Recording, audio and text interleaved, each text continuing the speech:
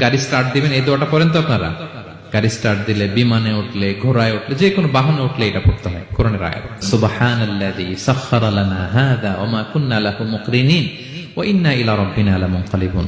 প্রশংসা সে আল্লাহ, যে আল্লাহ এই বাহনকে আমাদের জন্য বশীভূত করে দিয়েছেন। তিনি বশীভূত না করলে আমরা তো এটাকে বশীভূত করতে পারতাম না।